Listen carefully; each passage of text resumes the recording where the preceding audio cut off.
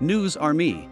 China values its relationship with the UN despite criticism about human rights. At the same time that world leaders are meeting in New York for the annual UN General Assembly, the rising superpower China is paying attention to another UN body meeting in Geneva.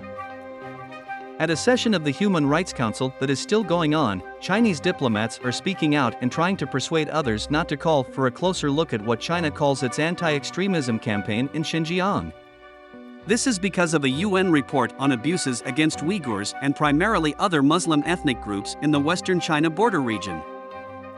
The meetings on opposite sides of the Atlantic show that China has a split view of the United Nations and that its influence is growing worldwide.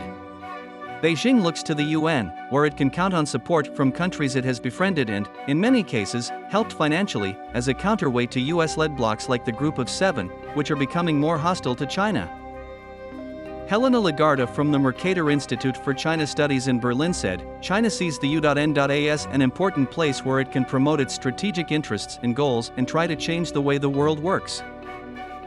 China holds up the United Nations as an example of multilateralism, but it doesn't accept criticism or decisions that the Communist Party in power thinks are against China's interests. Its diplomats responded to the UN Human Rights Office's report last month, which raised concerns about possible crimes against humanity in Xinjiang. They promised to stop working with the office and slammed what they called a Western plot to contain China's rise. China had worked hard to stop the report on Xinjiang from coming out, and it took more than a year for it to come out. In the end, the information did get out, but only a few minutes before Michelle Bachelet, who was in trouble with the UN, left her job. China, like the US, feels it can ignore UN institutions when it wants. In 2018, the Trump administration took the US out of the Human Rights Council, saying it was unfair to Israel. This year, the Biden administration joined again, and one of its main goals is to defend Israel in the 47-member body.